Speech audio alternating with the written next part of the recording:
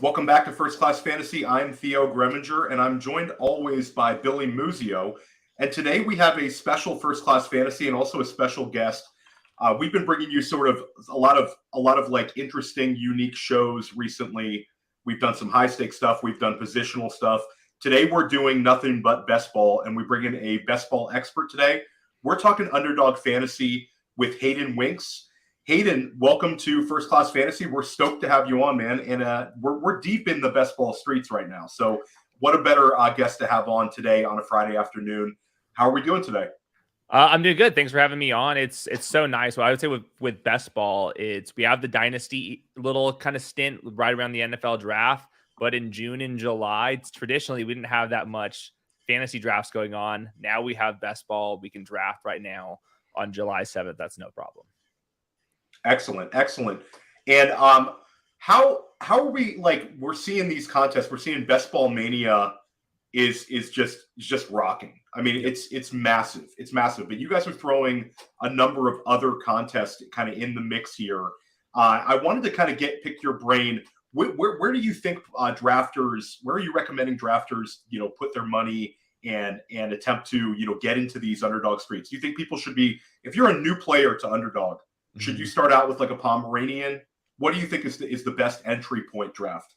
So I think this offseason in particular, we've really tried to prioritize a different variety of contests, which first of all always starts with different price points, talking about $3 contests, $5 contests.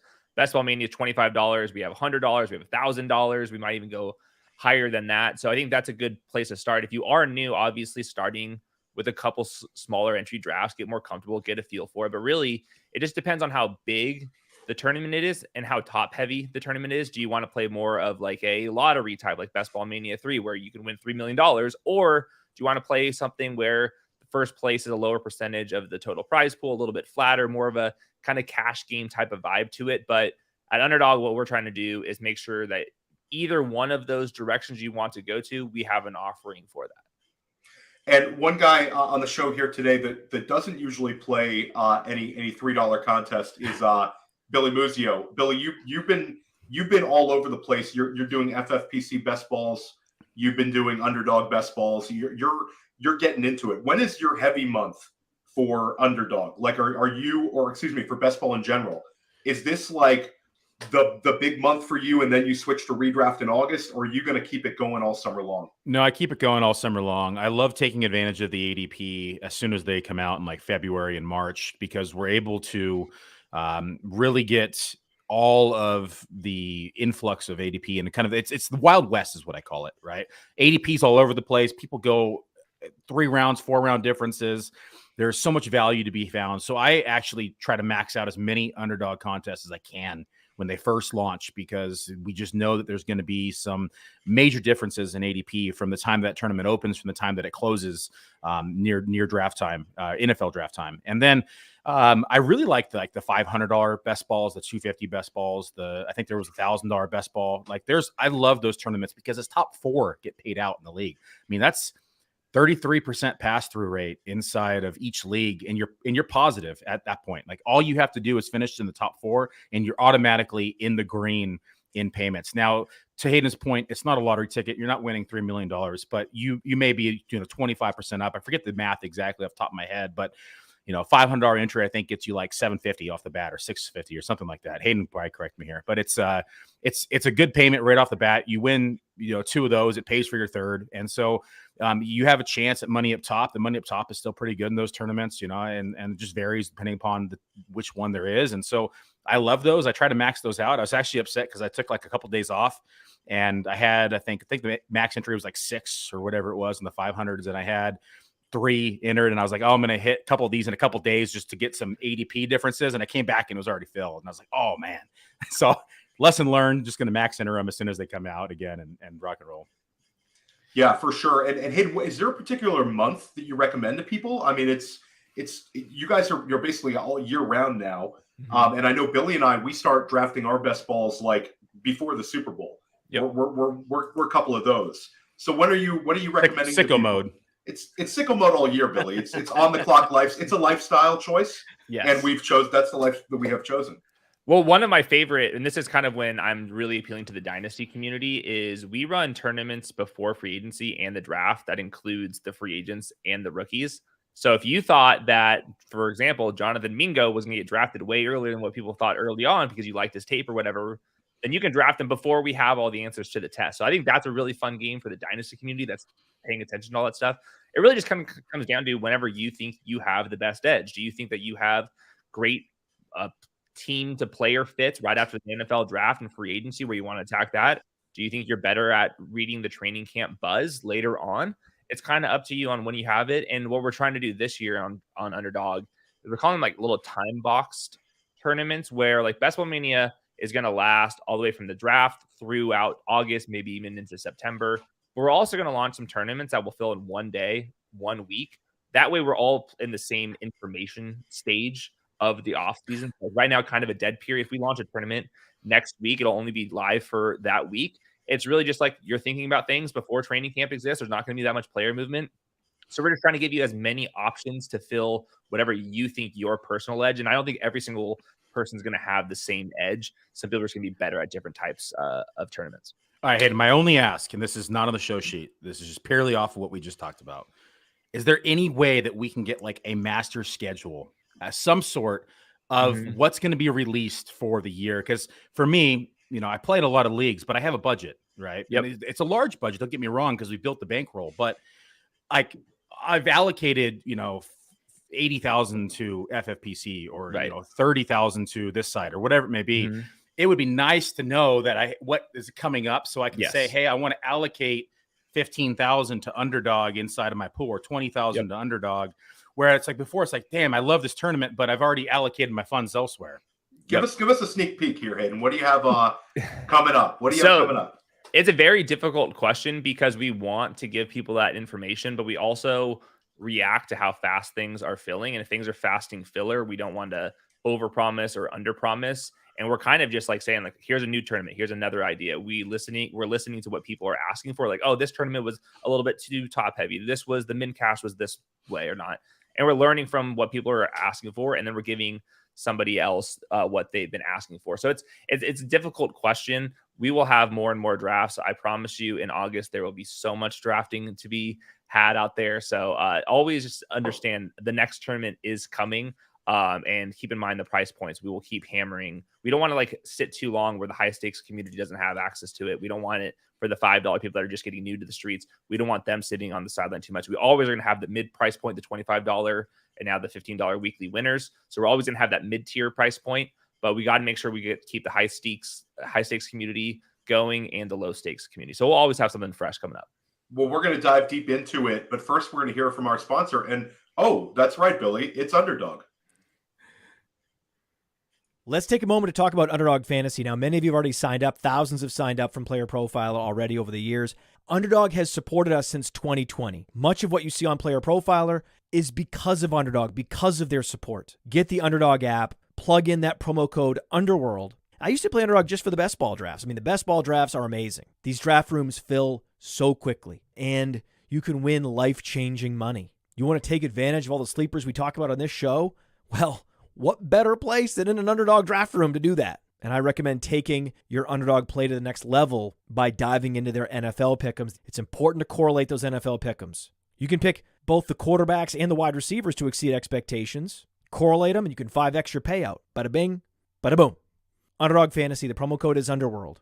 For an instant deposit match up to $100, Underdog is the truest friend of the Underworld.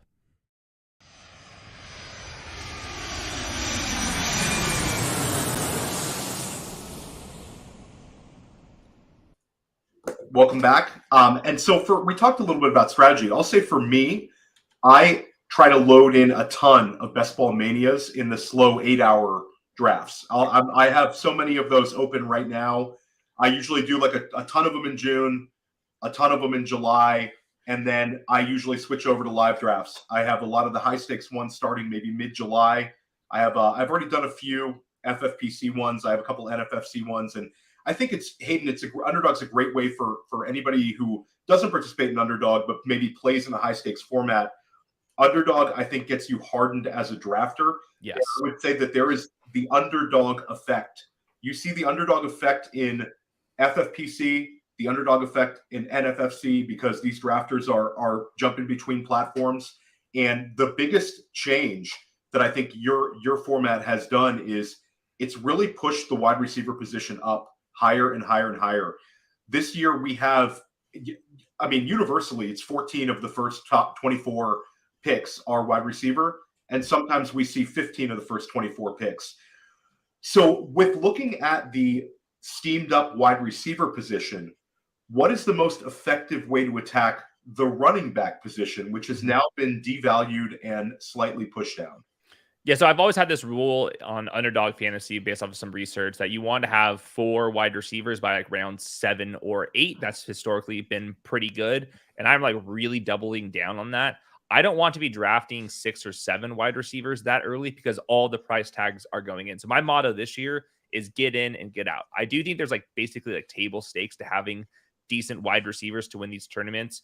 A very large percentage of the spike weeks, first, second, third, fourth wide receivers on the week are the top 36 wide receivers in ADP. You'll get some breakouts like a Zay Jones, for example, but they kind of break out into like the wide receiver 3 tier, not the wide receiver 1 week winning your entire week type of tier. So you need to have at least some of them, but I don't love the price tags across the board. So I'm picking my battles. I'm only going to probably have like 4 decent wide receivers when historically I probably would have 5 or 6, which means I'm drafting that third running back to put him in my flex more than I ever have done before. Like robust RB has been a losing strategy, even on half PPR best ball. But I think the price tags are really starting to price in all of that historical data, where I think someone like Damien Pierce, who's like a 6th round pick, he traditionally probably would have been a 4th round pick. And the wide receivers next to him would have been round 8 picks. But now the Damien Pierce projection and the wide receiver right next to him, I think Damien Pierce is going to destroy that wide receiver to get into my flex. So I've been drafting that third running back earlier than I ever have. And then just to follow up on that, so you're drafting on a regular, you're drafting a third running back. I'd say, would it be safe to say 3 in the first 8-10 rounds, or are you 3 in the first 7? Yeah, like for example, like I'll go one of the top 10 running backs. Let's say it's Nick Chubb. Sometimes I'll go to like Breece Hall, go wide receiver, running back. And then I'll go to, if Damian Pierce falls a little bit, I'll draft him or wait for David Montgomery. And like the David Montgomery is kind of the end of like where I think like this could be somebody that could be an upside flex play for me. And that's about round 8. And I'm not afraid to go like Nick Chubb, then wait until like you get James Conner, David Montgomery, someone like that later on, or you can find a sexier names than those names I'm pulling out there. But yeah, I think that just the running backs are projecting better than the wide receivers in that exact round. I don't want to overdo it because you need to feel like proper roster construction. But I think more so than ever, I'm okay with having a running back in my flex. Billy, you're bouncing between formats a lot, but let's focus on Underdog half-point PPR 18-man build. Hayden's talking about a robust or possibly bimodal build where you're drafting 3. And then, Billy, if you're drafting 3 running backs, like Hayden's talking about, are you shutting it down at what point? If I've drafted 3 running backs in the first 7 rounds, 8 rounds, have I made my team into a 4 running back fragile build, or are you open to drafting a 5th running back in that sort of scenario? I think there's too many variables to put a number on it without knowing the players. Like if you have Christian McCaffrey, like the injury predictive model, possibly, you know that he's potentially going to miss games. And so you might want a 5th running back on some maybe injury prone, quote unquote, running backs, where if we have some healthier backs that haven't missed a lot of time in their career, I'm fine going 4.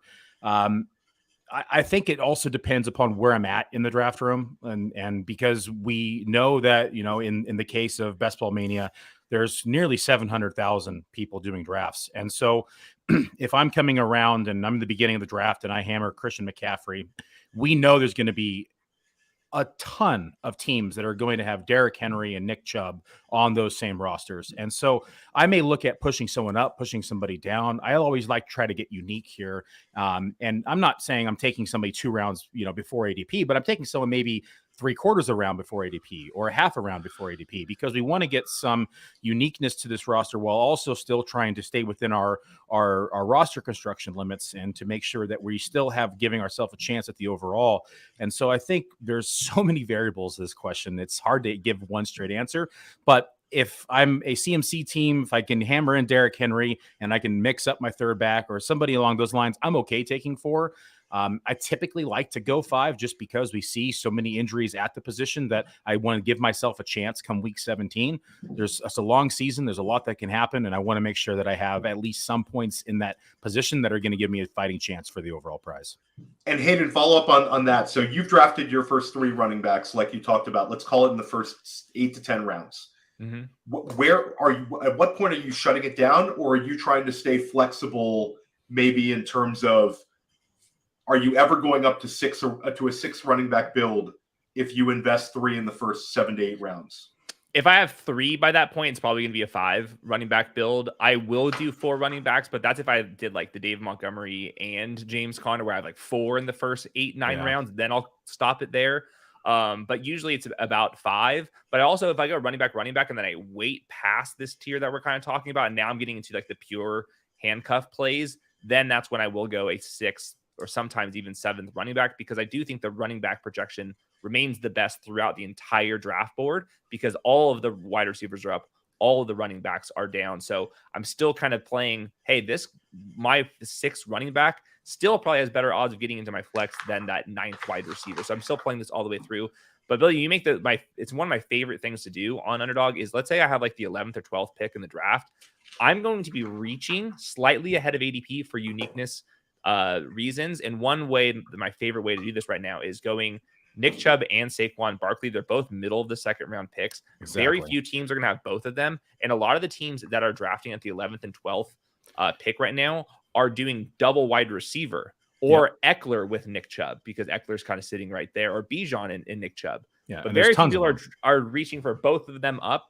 And that's the uniqueness angle that we have to think about just a little bit. I think the best way to do that is not like reaching on Nick Chubb and Saquon Barkley by 4 picks truly doesn't matter. I don't want to reach by somebody 18 picks later, correct, later on in the draft. So I think that's my favorite strategy right now, is the 2nd round reach. Yeah, there's a limit to what Hayden and I are talking about here, because you never want to take a player that you can get in the 3rd round and even make your team even more unique, because you reached maybe half a round on those 2 players to create a unique roster, and then maybe somebody fell from round 3 because these drafts are going so wide receiver heavy that now you have an exceptionally rare, unique combination that it's going to be very hard to duplicate unless someone else reaches and somebody else falls. So it creates this variance inside drafts that, one, allows you to create very unique rosters, but also, it's, I always tell people, it takes cojones too, right? People don't sit here and like, everyone's so like dialed into ADP, they feel like they have to take the best value on the board. And when we think about these different tiers and these levels, like a lot of these projections are only a difference of 10, 15, 12 fantasy points at that. And so and then we all know that we're analysts. We make errors. We make mistakes, and maybe we evaluated a situation wrong, or maybe we analyzed a certain coaching scheme wrong. And next thing you know, we have a Josh Jacobs scenario where he's a top tier running back that was going way too late in drafts because we just had this false pretense in our head that he was going to suck. And so sometimes we need to reach, we need to build unique rosters, we need to do this. But I think one more talking point, and we can move on here, Theo, is that I don't want people to get stuck in their head that they have to stick to a 4 running back build, that they start maybe 4 straight running back, because what happens in these drafts is if everyone else around you is going wide receiver, wide receiver, wide receiver, wide receiver, it's going to continue to push down running back, as Hayden pointed out. Now, at what point in the draft are you going to say, hey, I already have 4 really good running backs, but the best player on the board is a running back? By all means, go ahead and select that running back, because again, you may have gotten a round's discount, maybe 2 rounds of discount a player, because everyone's going so wide receiver heavy that at this point now, it makes more sense for your team from total fantasy points perspective to take the position that necessarily that you don't need, and you can fill them in your flex. Yeah, I think you guys said a lot of great things, and I'll just say from a game theory perspective, especially in a live draft, especially in a high stakes draft, once in a while, when you show that you're willing to reach and kind of jump out of that ADP roadmap that a lot of people are kind of ingrained in, it can really shake up a room and it can create an edge, and it makes other people start having to move things around, and it creates potentially unique values to you. So there's a real game theory with that as well, Billy. I think it's a really, really great point. Hayden, I want to pick your brain on another running back strategy. I had Adam Levitan on press coverage. The ETR guys have done a lot of great stuff with this. Drafting 2 running backs from the same team used to be something that was looked at as some big square, like, fish move. But there's actually a lot of mathematical reasoning with it. What would be some scenarios where you would embrace this sort of thing? I don't want to kind of handcuff my first or second round running back. Like, I need those guys to give me the points. But I do think there is a little bit of a ping pong effect that you can get away with in best ball, where based off the game script, one player is starting to pop off if there's very defined roles. Like, for example, this year it could be like Isaiah Pacheco and Clyde Edwards-Helaire, who are very cheap. If Jerick McKinnon misses time, I think CEH goes into that receiving role. I think there could be multiple weeks where Isaiah Pacheco has rushing touchdown work and they are winning games, and there could be a couple games late in the season where Clyde Edwards-Helaire is catching a little bit more passes. The Chiefs are weirdly behind in the game script. So I think this isn't for every single backfield. I think you can kind of pick and choose this, but the real theory is, if you have a player that either missed some time in the middle of the season, low advance rate player, but all of a sudden he's back in week 16, back in week 17 when all the prize money is being distributed, and you had his backup who helped you advance a little bit. Now all of a sudden you have the starter back at a low advance rate who's now going to be helping you differentiate in the finals. This is very low in my totem pole of like how I'm thinking about things. I think it's a strategy that you can really kind of pick apart. This is like where best ball, we have all these months to think about this, that we can come up with these galaxy brain things. I think it's viable, but not with every single team. Buffalo, it's viable, guys. I'll say that one. Like Buffalo right now, I think that's the team that stands out to me, where neither back really costs a whole lot, and you're guaranteed that sort of running back production. I had it in 2021. I had a bunch of best ball teams I made money on with Jonathan Taylor and Nyheim Hines, and it happens. Like Hayden brings up, you basically need a few things to happen. You need offensive production, you need multiple backs producing, and usually there's a satellite back element. Billy, let me ask you this.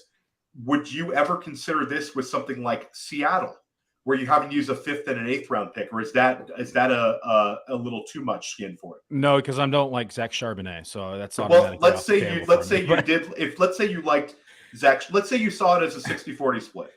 So for the counter argument, is this mathematically? No, this is too. I think that's a hedge at this point, right? Okay. You're hedging now that you are saying that your 5th round pick is not the back that you think he's going to be. I think that you need to go.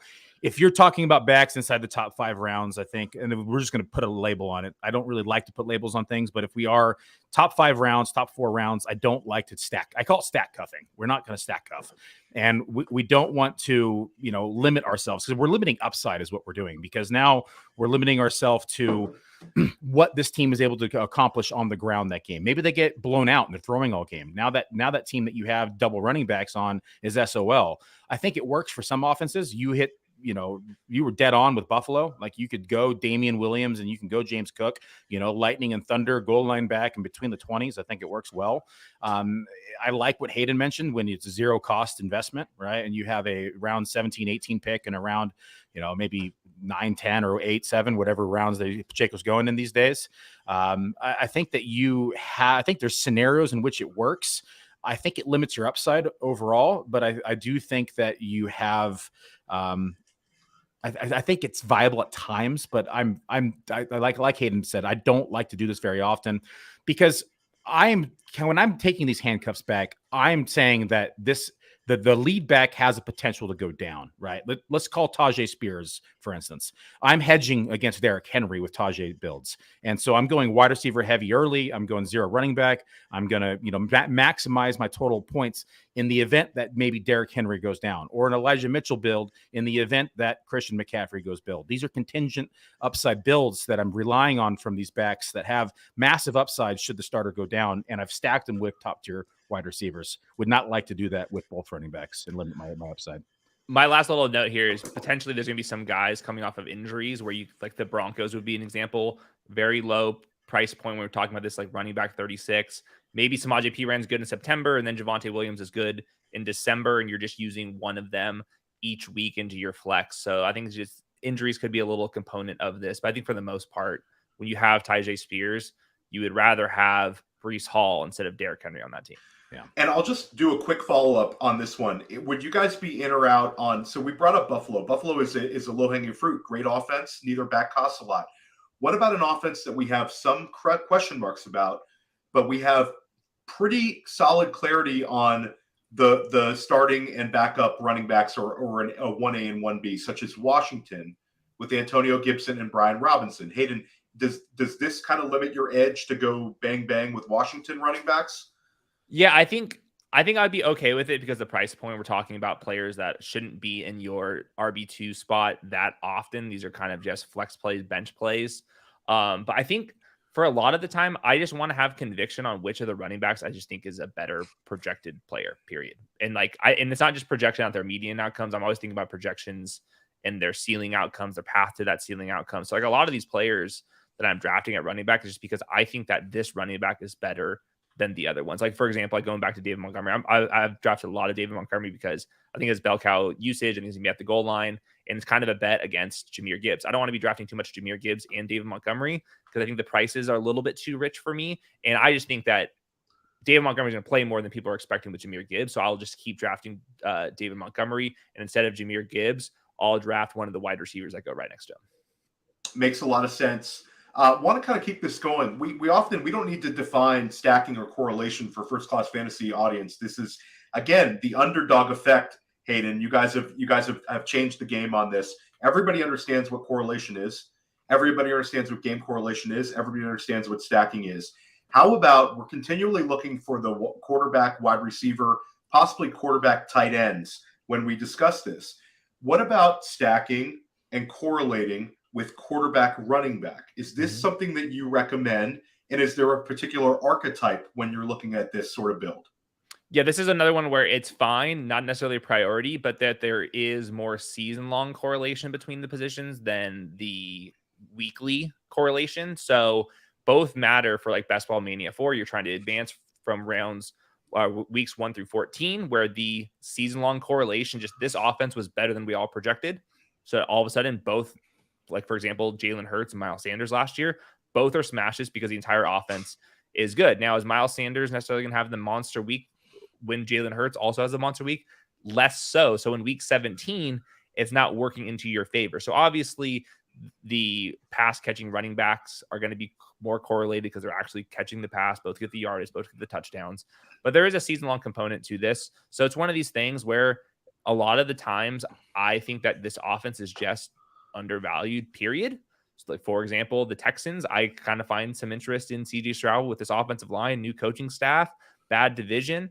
And I'm drafting a lot of Damian Pierce, but I'm also drafting some Nico Collins just because I think that CJ Stroud's going to get this instead of being the 32nd best offense, might be the 23rd best offense. And that's a big enough jump for me where everybody kind of rises up a little bit. So I think that you should be correlating your pieces. It doesn't have to always be quarterback, wide receiver. It doesn't have to always be quarterback, tight end, though those are by far the most correlated in every single aspect.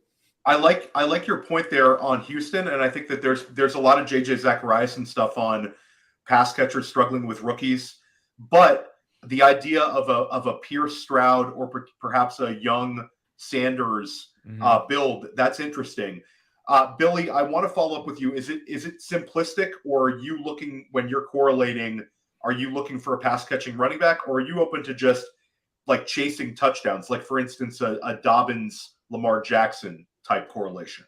No, I don't like the rushing quarterback with the running back. If I'm doing it, I'm going like Herbert and Eckler, or where I know that there's going to be, 600 plus pass, like almost 700 pass attempts, right? 699 last year for Herbert.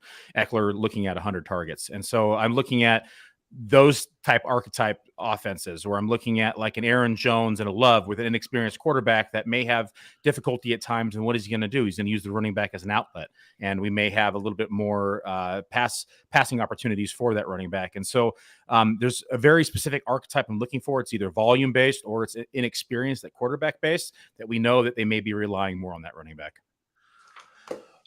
Okay, guys, I want to talk about structure, and I want to talk about structure particularly pertaining to the quarterback and the tight end position. I think this gives drafters a little bit of difficulty sometimes. Uh, Hayden, how are we reacting to the rise of the early QB?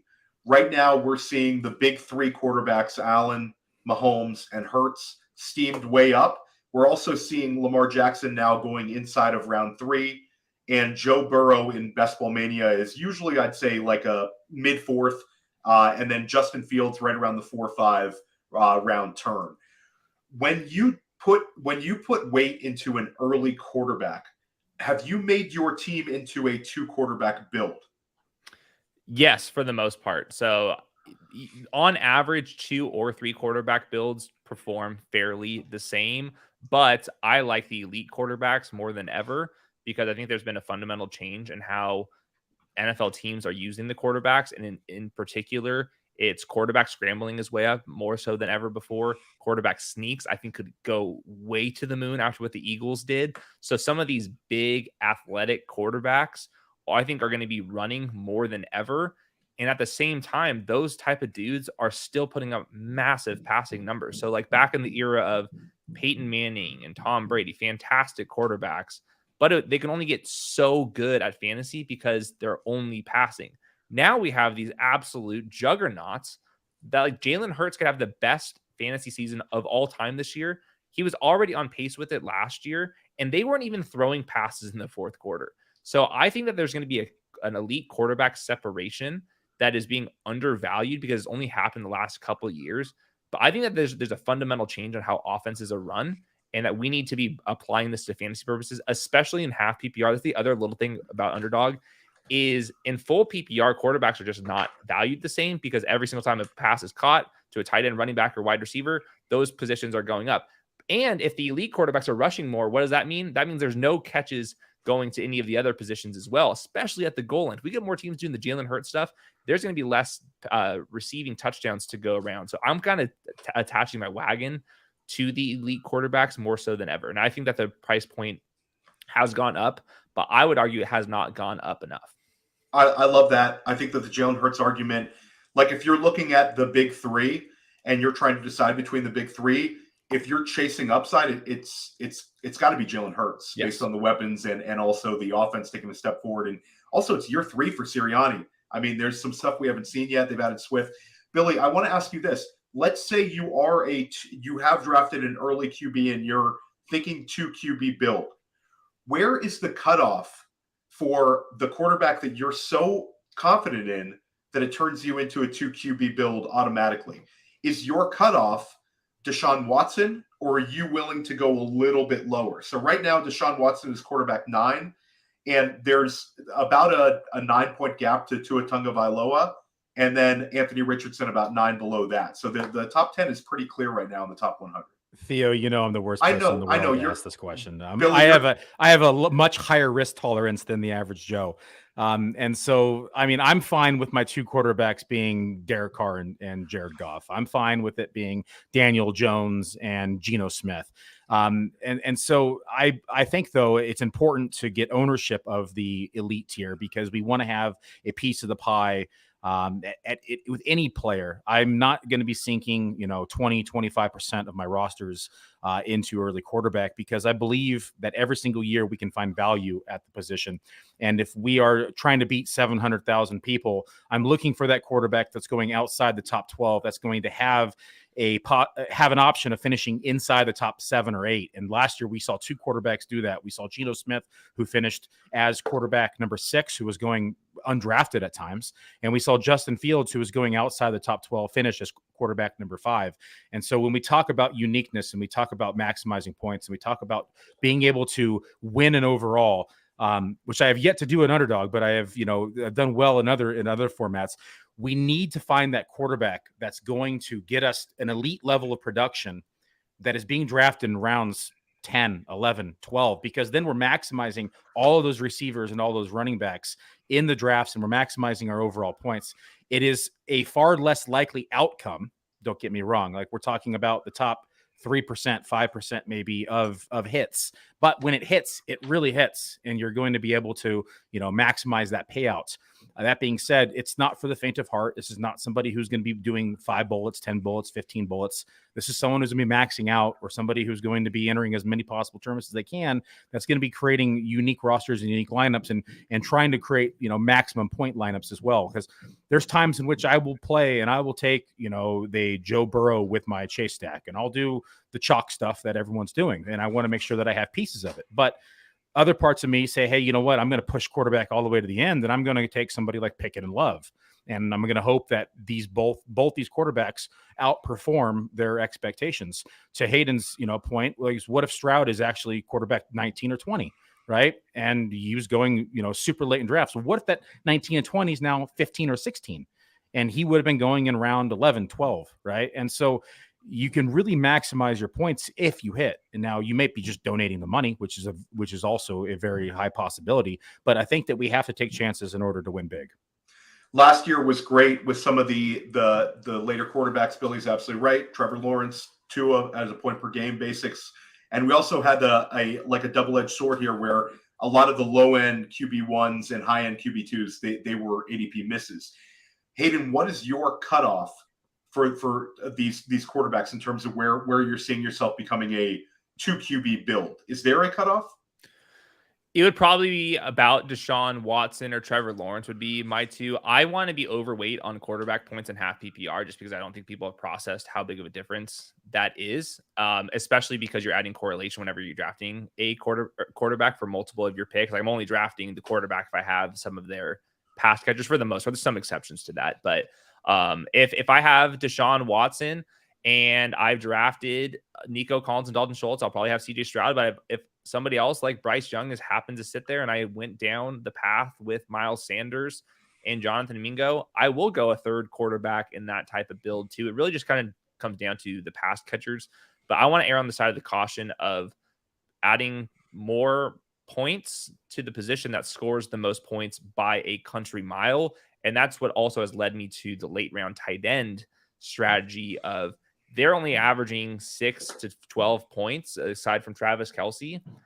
If I'm losing 4 points there, it doesn't really matter to me because I can't be losing the 25 points that Jalen Hurts put up to be stuck in this kind of mid-tier quarterback land of like 17 points a game. That's 8-point difference that doesn't really exist at the positions that score fewer points in general. We're going to get to tight end in a second, but before, Hayden, are you a Jonathan Mingo stan? Because you've mentioned him like 2 times. Yeah. Well, I think that he can play. I think he at least has a chance for upside. I think he'll probably be a later in the season type of player. And these pass catchers, like we just mentioned, on rookie quarterback teams are not very good in general. But at the same time, there's a couple of teams where all of their players are going late, and I'm looking for the second or third team to stack after going with an elite team like the Bengals. And the Panthers and the Texans tend to kind of go up there because there's uncertainty in playing time and just the overall projection. But I still think that there's a chance that Stroud or Young are pretty good in general. Interesting. And before we get to tight ends, we're just talked rookie wide receivers. Right now, we see somewhat of a de-emphasis on them compared to years prior. Obviously 2 years ago, Jamar Chase got steamed up. Jalen Waddle, people were confident in. Last season, Drake London was being drafted pretty confidently by underdog drafters and high-stakes drafters. This year, you see Jackson Smith and Jigba at wide receiver 32, Jordan Addison at wide receiver 37. Quentin Johnston has risen up a little bit, but he's still like wide receiver 40, wide receiver 42. And Zay Flowers right inside the wide receiver 4 line at wide receiver 46. Of the big 4 rookie wide receivers, which one are you most into drafting with ADP as a consideration? I think this one is like very clear to me. It's Jordan Addison. Adam Thielen was second in routes run last year. Second. And what's changed about the Vikings? Really, like, he's just replacing him. And Jordan Addison has a chance to be much better than what we've seen with Adam Thielen recently. And he's not getting any of the steam because he was very nitpicked as a prospect, which I get. Like, he's a smaller guy, did not run that fast, but there are also some other smaller guys that didn't run that fast that have had some success. I just think that he's a really natural route runner. I think there's a lot of volume to be had in that offense. This offensive coordinator, head coach, they're all very pass focused. And I think he's going to have a lot of pristine matchups, and he hasn't gotten steam. And I think the big reason why JSN, Quentin Johnson, Zay Flowers haven't gotten steam that much is the target competition is just insane. And like, obviously Jordan Addison's dealing with Justin Jefferson, the best wide receiver in the league, but I don't think that KJ Osborne's necessarily moving the needle. TJ Hawkinson's had a good season, but I think that there's a lot of route running potential for Jordan Addison that has not been accounted for. And if something ever happened to Justin Jefferson, I mean, Kirk Cousins is still going to throw the ball 40 times per game. And like at that point, I think Addison has like volume hog in his range of outcomes. I think it's just like a skill set that he has. He was using the screen game. So to me, I draft a ton of Jordan Addison. I'm actually surprised that he's not going much earlier than what he is. He should be going ahead of JSN straight up, in my opinion. And Billy, we've talked about Jordan Addison for months now on First Class Fantasy. It's very weird. I agree with you, Hayden. You actually saw this week in NFFC, JSN flipped Addison for the first time. And in FFPC, the big three wide receivers are neck and neck. Like Quentin Johnson steaming up big time. I think a lot of people want Herbert correlation. Billy, what about maybe a de-emphasis of the running back position this year in Minnesota? Could there be kind of room for the wide receivers despite Justin Jefferson's massive year last year and the presence of Hawkinson? Could we see even more targets going to the wide receivers and also Hawk? Yeah, I'm actually projecting this offense to shift to a little bit more pass heavy than what we've seen. Dalvin Cook, again, had a role in the passing game. Hayden mentioned Adam Thielen. There's 143 vacated targets in this offense. There's a lot to go around. I haven't projected as the 8th most pass heavy offense in the NFL. And you take a look at it just in general, like I was going to mention Addison. I'm just going to continue the train here. I'm not going to zig and zag here. I just think we need to just hammer down on Addison because it is a value. I mean, even at 17% target share, which I think could be fairly conservative for Addison, we're still talking about 101 targets inside of this offense based on my projections. You could even talk about like KJ Osborne, who's going late in drafts, has an opportunity to see 80 plus targets this offense just because there are so many targets in this offense because of how much they throw. And we know that Jefferson is going to be attracting the number one DB and possibly double coverage. And so it's going to open up a lot of opportunity for these other pass catchers here. I like Addison. I like him at cost. We've talked him up since he was drafted that day. I love the landing spot. I know he's a little undersized, but I think that he is going to perform in this offense and have every opportunity to do so. Yeah, absolutely. Hayden, Billy Muzio and I have a $350 FFPC entry bet. I have Jackson Smith and Jigba finishing inside of the top 36 wide receivers this year in PPR. Billy has him somewhere around like wide receiver 106. Will I win? Will I win my bet here? And will he be a wide receiver? All right, wait. Let me clarify this. No, Billy. I know we'll clarify. The bet is inside the top 36 or outside wide receiver 36. Which side are you on? Is it full PPR, half PPR? Full PPR. Yeah, I think that helped him out just a little bit. I was looking into it. We had on our show Ryan Heath from Fantasy Points. He wrote this banger of a column just based off like age breakouts and like player declines. And year 9, year 10 is kind of when the wide receivers really start to decline. And that's where Tyler Lockett is. And the other big thing about that research was when you see a little bit of decline, the next year is when to get off. And I don't want to like get off of players too early until I start seeing the decline. Cause usually it's not like, here he is, very good. Now he's terrible. Usually it's he's very good. Oh, that season was a little odd. And now he's all of a sudden a waste of a pick. And I think that Tyler Lockett, there's a little bit signs of decline in his game where he's not doing any of the yards after the catch stuff. He was still very good wide receiver because he ran so pure with touchdowns. But I think that there could be a little bit signs of decline with Tyler Lockett, and then JSN might get there. So I have him like right on that border. This is a very interesting line to set. I think it's probably a pretty fair line. But if I had to guess, I'm starting to draft JSN slightly ahead of Tyler Lockett at this point, despite Tyler Lockett's great season when it came to touchdowns last year. So I want to give you a line real quick because I was going to set the line at 36, but I want to give you another line, and you tell me where this would have finished in points per game. This is full PPR.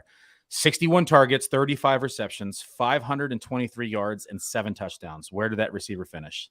Random guess. Man, that's such a weird profile. There's so many touchdowns. Is that like 42? That's wide receiver 38. That's Jahan Dotson. Yeah.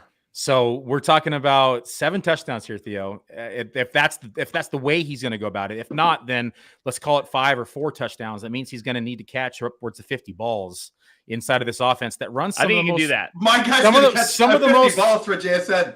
Some of the That's most gonna be 12 easy, Billy. personnel in the league, Theo. Well, that's the interesting. I just wrote my Seahawks profile yesterday, and I was shocked how many damn targets the tight ends got. Like Colby Parkinson had like 40 targets up. So my theory is, guess what? Let's stop throwing the ball to Colby Parkinson and Will Dissly. Let's get some of these targets to JSN. So hopefully there is a change. But I do think there's a lot of contingent value with JSN.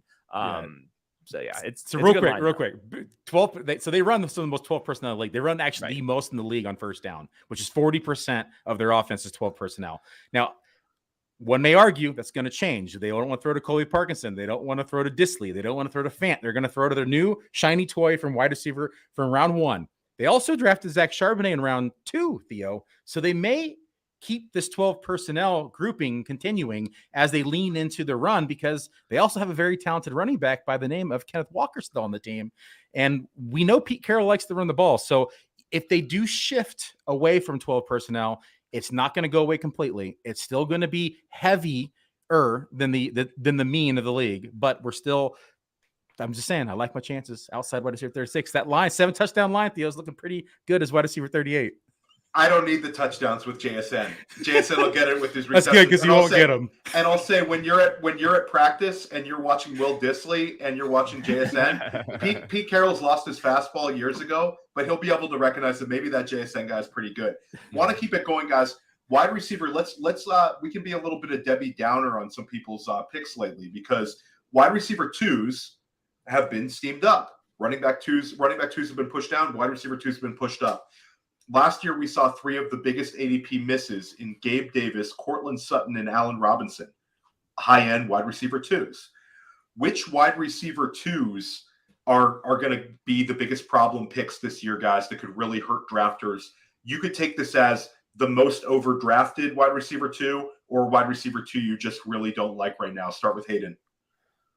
Zay Flowers, and I hate to be the guy that talks down on the rookies, but I'm sorry, I meant wide receiver 2 by ADP, like the real, like wide receiver, like top 13, 24, top 24. Top 20. Okay, yeah, top 24. Anybody you're fading in top 24. Okay, well, okay, I'll kind of combine it. I was looking at just the second round wide receivers right now.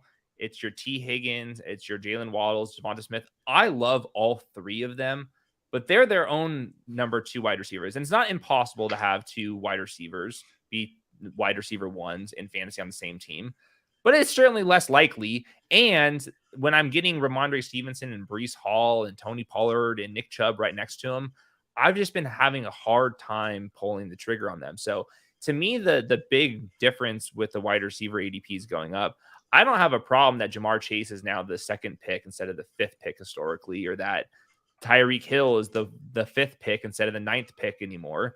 To me, it's this kind of next tier where it's like, I love Chris Olave. He's going to be very good in fantasy. Is he going to be a top 20 overall player? He was nowhere near top 20 overall player, and he was excellent as a rookie last year.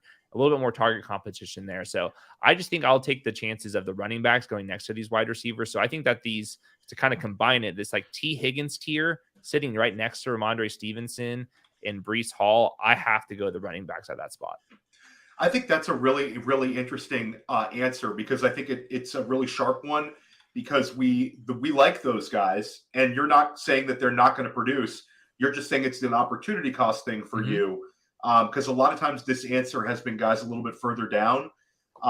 Billy, want to share? I know that you've expressed some concerns about Calvin Ridley, where he's going. Yeah, I have some concerns with Calvin Ridley. I did a write-up for Fantasy Pros. It's out today. You can read that, but I'm not going to talk about that one. I want to talk about DJ Moore, who I believe is being overdrafted right now. The move to the Bears was a lateral move, in my opinion.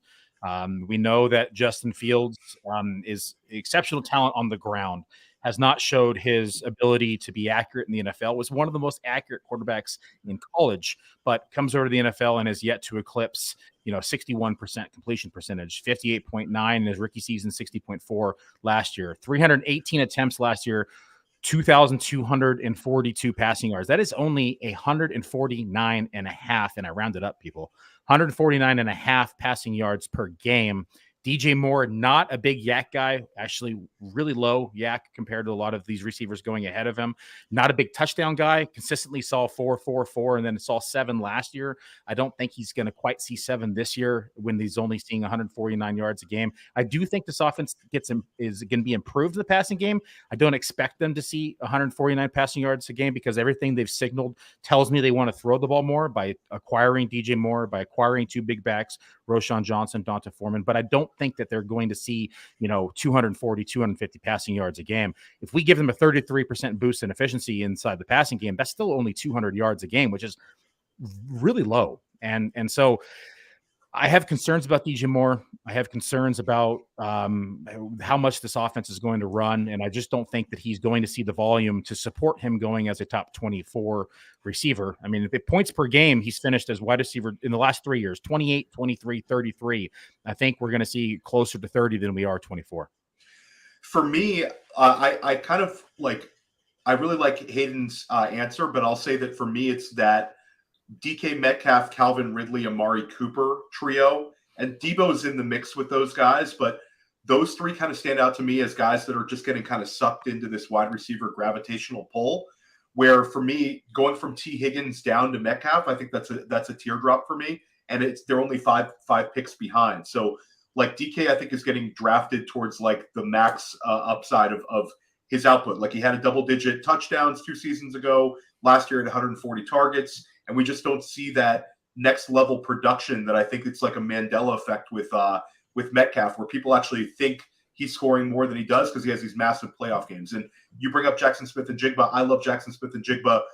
What if it affects DK and takes him down to like 125 targets? I don't think that's a big jump.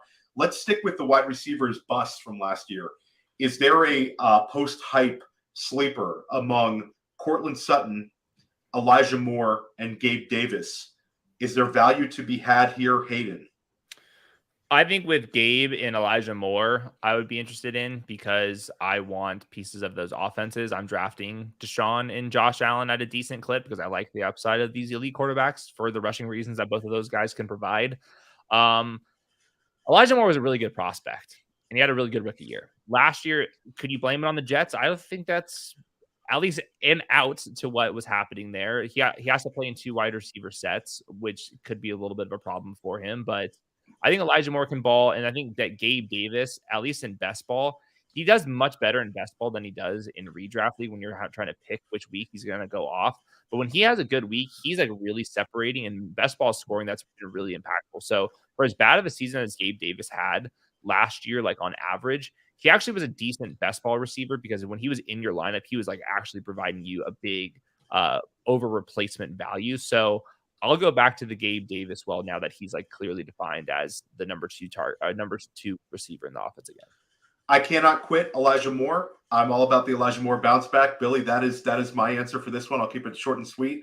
You're going to hear a lot about Elijah Moore the next month on First Class Fantasy, everybody. So I'll keep it short today. Billy, your thoughts on this group of wide receivers? You're a little higher on Courtland Sutton than most. Yeah, so real quick, the group was Gabe Davis, Elijah Moore, Courtland Sutton, and who was the 4th?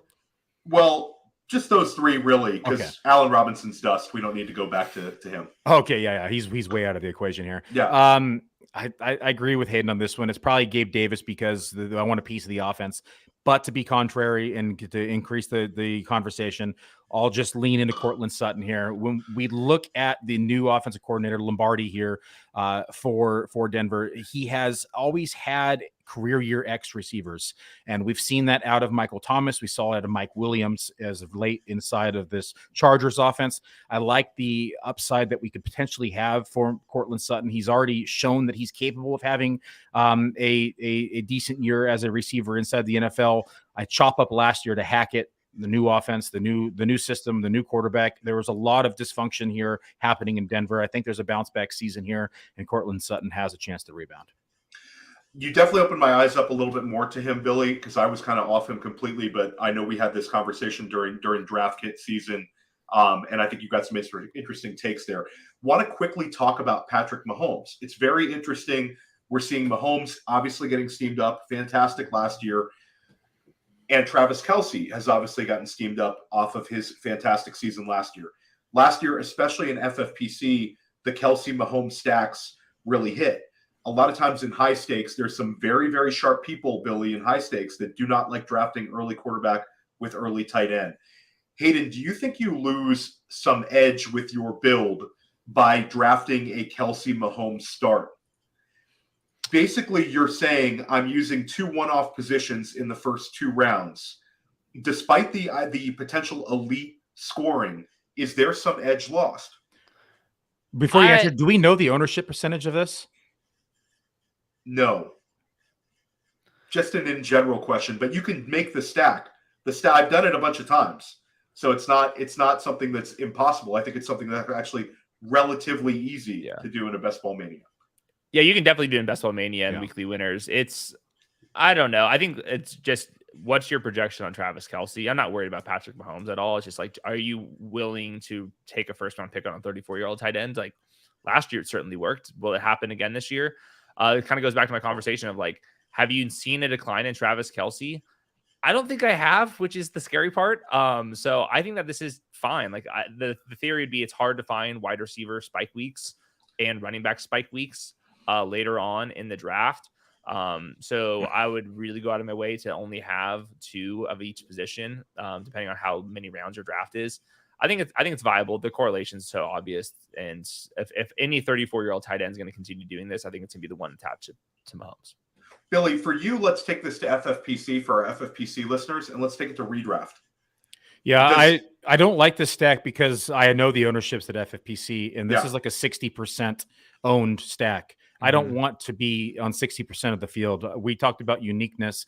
I'm going to take, if I take Kelce, which I don't really like to take Kelce because, there's a lot of, there's a lot of reasons to like him in FFPC, but there's also a lot of reasons to be kind of caution on him. But I don't like to stack it because it's so owned. Like it's like you're playing with the field at this point. And so if I'm taking Kelce, I would rather, and we're looking at correlation, I'd rather take Joe Burrow and shoot for week 17 stack, right? And I'm going to take other pieces of the offense for Kansas City. Or if I have Mahomes, I'm going to stack it with Tony, and I'm going to go for Rice, and I'm going to stack it with other pieces inside this offense. So I think there's other ways to go about it if you want Mahomes, especially the discount. We know that there's somebody is going to emerge in this wide receiver core.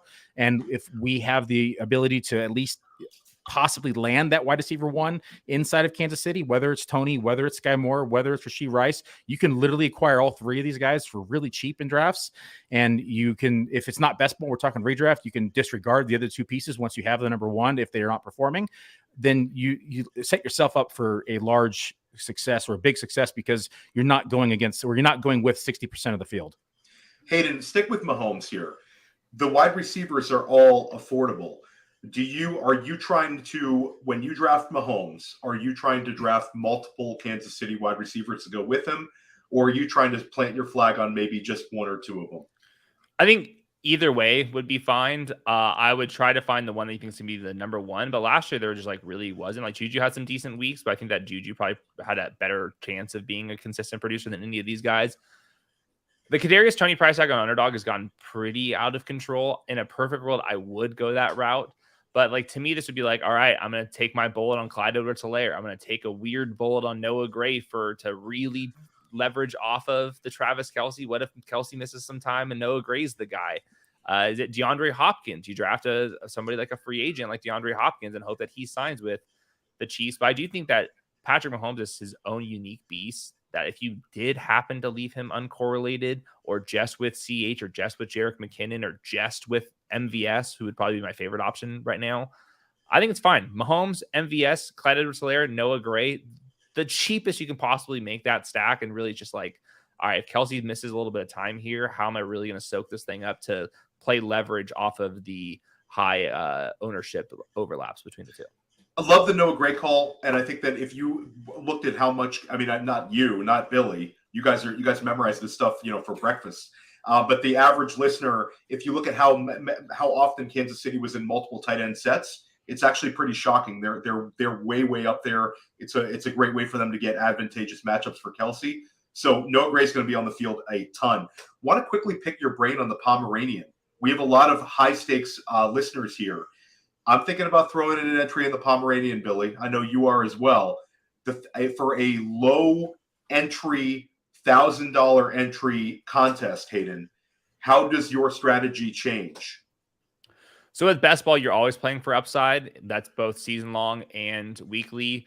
Obviously, the higher entries, the better your team has to be. I do think at the same time we're probably overestimating like how much different of a team you're drafting to come in the top 1 percentile versus top 5th percentile of a team. Like what's truly the difference with all that?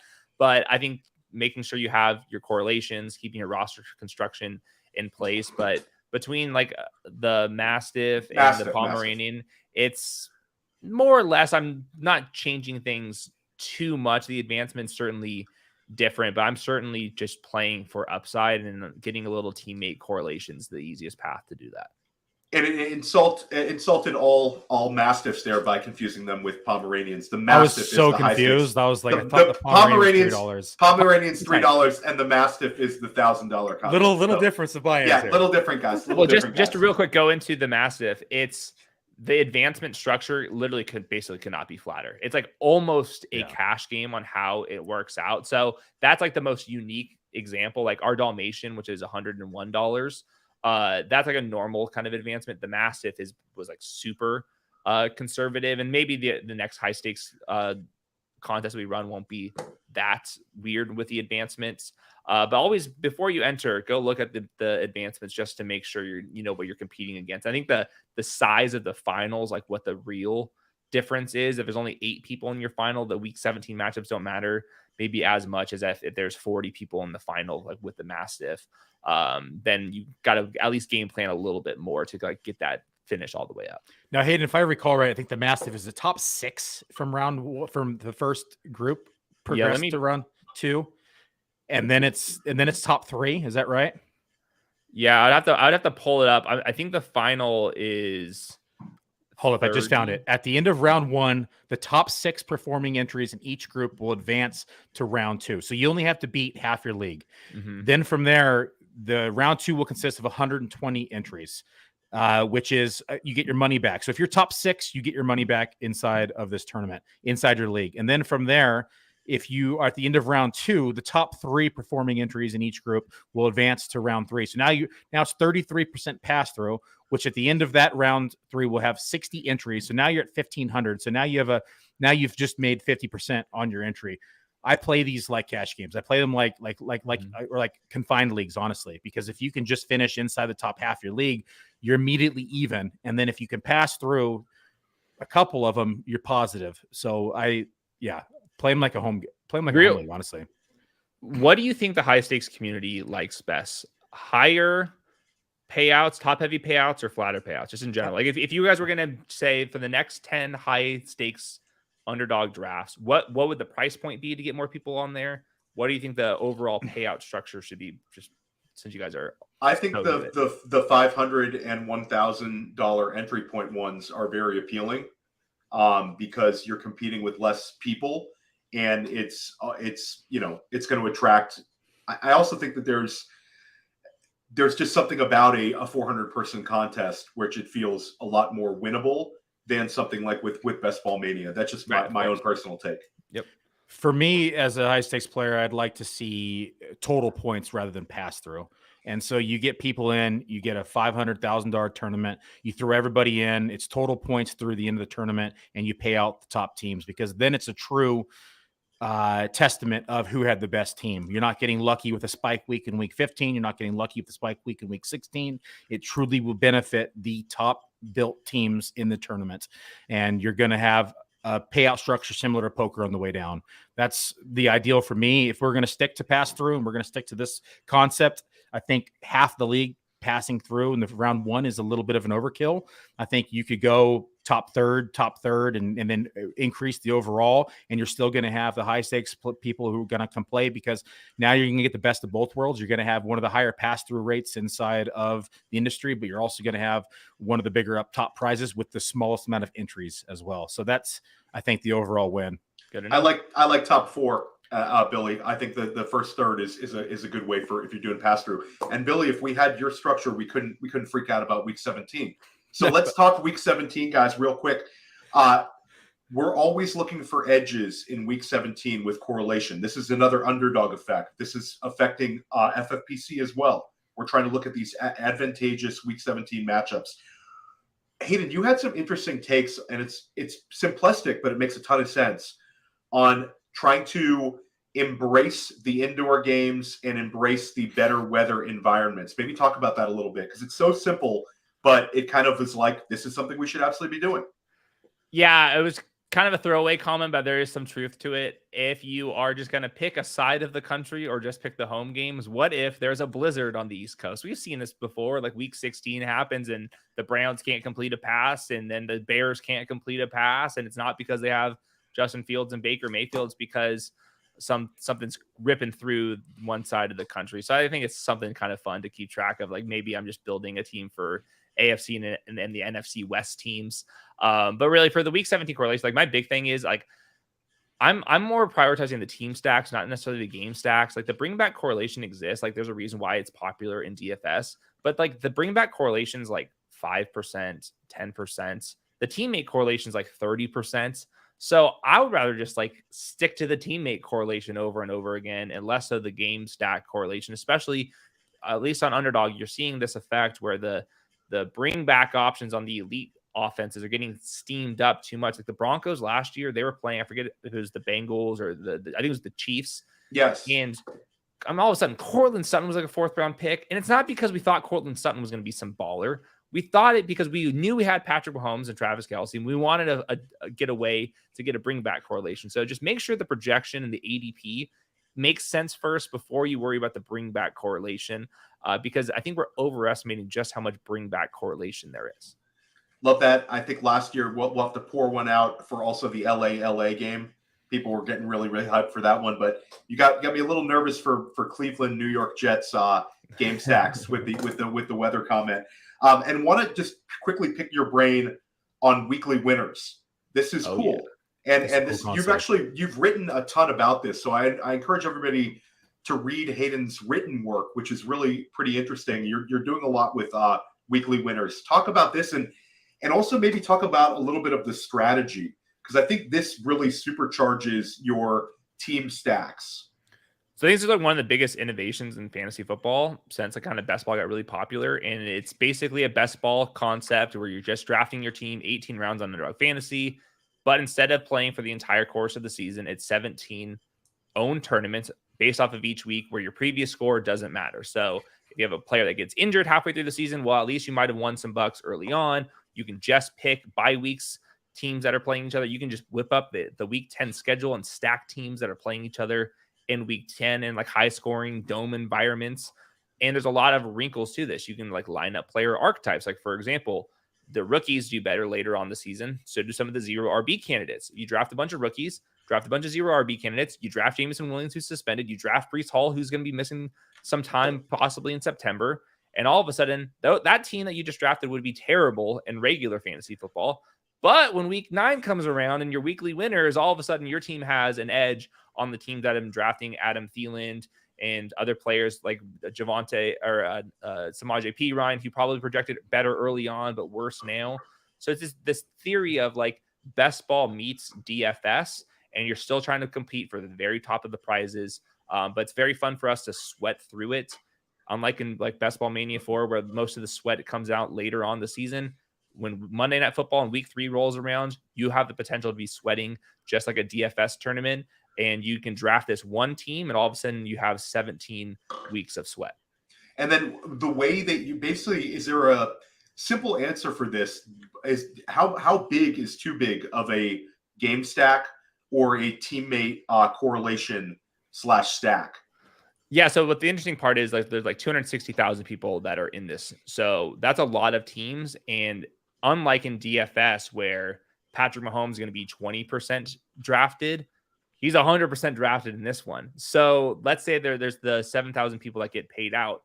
There's going to be more Patrick Mahomes teams than teams that make money. So when Patrick Mahomes finishes the quarterback one, not every single team is going to be cashing. So which means you have to really get a bunch of things right, which makes the difference between best ball and weekly winners pretty substantial on how you're building your teams. I see a lot of teams out there that are only drafting one quarterback and one tight end, and not drafting any of their backups because they just need those two guys to go off in that same week. So there's some wrinkles to how you're drafting these teams versus in traditional best ball or traditional redraft. But the fun part is I'm trying to do as much research and game theory as I can. So are a lot of people. But the fact is we don't have any data for this. So this is a fun tournament for people that are really listening to Fantasy Football podcast on July 7th to dip their toes and really think about all of the strategy components, because there's lots of edge out there if you can figure out how to do the roster construction and the team stacking. So my general take is I think that single stacks and maybe a couple double stacks on the elite teams is fine. But I think if you get too many players on one team, it's going to be hard for them to fit in your lineup, because I think that week where Mahomes is the quarterback one, well, if Kadarius Toney has some positive correlation, but the positive correlation makes Kadarius Toney the wide receiver 20 on the week, the wide receiver 20 on the week is not going to be enough to win. I would rather just take someone like Jordan Addison, who I just think has a better chance of being the wide receiver 4 on the week than Kadarius Toney. So I'm trying to keep my stacks tight and just give me like the quarterback that's throwing to that wide receiver tight end, and hopefully that wide receiver tight end scores the 3 touchdowns that week. Love it, and I really look forward to entering some of these. Billy, we'll start with you on this one. We got to just get to it. We're at an hour 10. Give us a few quarterback receiver correlation plays that you really, really like right now that might be under the radar. You could keep it at 1 or 2. And you could also go with an elite quarterback with maybe a secondary option that people are not correlating enough. Yeah, I don't know if it's necessarily under the radar, but I think it's still being underdrafted, and it's just going to be the Chargers stacks. This is the number one pass heaviest offense. I mean, they had more attempts last year than Kansas City. Justin Herbert had a broken rib and a bum shoulder and still threw the ball 699 times last year. We finally have Keenan Allen healthy, Mike Williams healthy. They added, Quentin Johnson. They still have Palmer on the team. There's Eckler. There's a lot of pieces that you can stack here. I'm going this direction. I also think Denver is going to be better than what people are expecting to be. So they have this as a potential shootout as well in week 17. And then when I look at correlation, I don't try to just look at week 17 because pass through is so heavy. I try to build teams where I have a pass or a correlation in as many weeks as I possibly can. Like if I'm looking at, like, for instance, Buffalo, right? Buffalo plays Dallas, then Chargers, New England, where I like to see it. Hey, can I get pieces of Buffalo with the Chargers and then stack with Denver? So I have a week 16 correlation and a week 17 correlation. And I tried to find 2 or 3 teams on any given draft that I can do this with. So I can hit week 15, I can hit week 16, and I can hit week 17. So I give myself the best chances of getting at least hitting one of them in that given week to get me through to the next week. Hayden, how about you? Yeah, I think all what he just said really applies to the weekly winners format in particular. Like one of the main strategy things is to stack divisions because they're going to be playing each other multiple times. So I see a lot of people doing that. You can stack the bye weeks together as well. I think the Chargers call is amazing. I think that Mike Williams has a chance to bounce back, and especially in like these best ball type of contests, like his profile deep downfield, just play the touchdown variance game. Like to me, he has a better chance of finishing with 12 touchdowns this year on that offense. It would, to me, aside from Eckler, would be Mike Williams the way that he's used. So I do like that call. I think I like Calvin. Shit, were Ridley. we talking about the weekly winners? Did I miss no, that? I think all of it. No, it all ties together, Billy. It's you basically just made circle. the weekly winners strategy column, just like you nailed it perfectly. I guess one of my answers would be, I think Trevor Lawrence and Calvin Ridley have a chance to do some special things, and it's not just because they're both really talented. Doug Peterson, just the way that their offense is constructed, they're very aggressive quietly. And Calvin really just wins downfield. And like, there's a chance that Calvin really is just done. And like, that's the risk that you're taking on. I understand people that want to fade him, certainly. But I also think there's a chance that Trevor Lawrence, when I watch him, his eyes are always downfield. And he hasn't had that vertical player in the NFL yet that's consistent winning downfield. And Trevor Lawrence has still been pretty efficient because he doesn't take sacks and all that. If he can unload the ball downfield and he has plenty enough arm, I think there's a chance that there could be magic there. Now, is the odds probably lower than some of the other players going in that range? Possibly so. But I just think that stylistically, Calvin Ridley and Trevor Lawrence could make some magic. And at least I have the confidence where they're going to be throwing the ball a lot because Doug Peterson is such an aggressive coach. Real quick, because Hayden has said a lot. I agree with like 99% of everything he said today, except for this one. Without looking, How many 1,000-yard seasons has Calvin Ridley had? I think he's had one.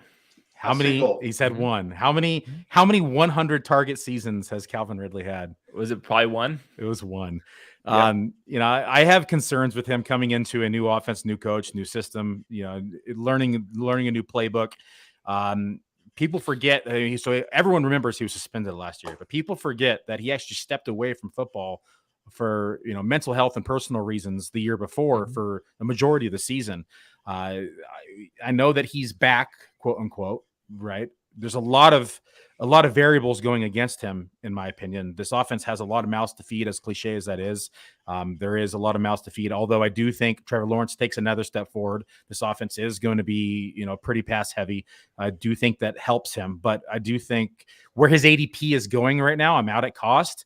If he was going later in drafts, by all means, I'd take the shot. But we've only seen him in an Atlanta offense where he has either been opposite of Julio, where the number one DB was attached to Julio, or double coverage was attached to Julio, or option two, when he was the only option on the field and everything was being funneled through him.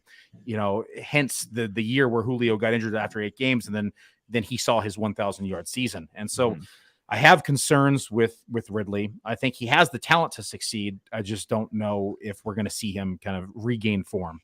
And Theo, I'll let you decide this just real quick. I don't know if this is a good thing or a bad thing for Calvin Ridley. He is in a contract year off of his rookie contract season this year.